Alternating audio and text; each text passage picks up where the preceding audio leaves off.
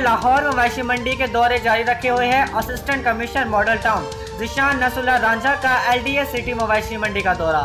इंतजामात का जायजा लिया गया। मंडी में बैठने के इंतजामात, वॉशरूम्स, SOPs पर अमल दरामद, समाजी फासले पर अमल दरामद, हैंड सैनिटाइजर के इस्तेमाल, मास्क और दीगर इंतजामी अमूर को चेक किया गया। मंडी में तैनात मुलाजिमीन की हाजिरी, सफाई सुथराई के इंतजामात को भी चेक किया गया।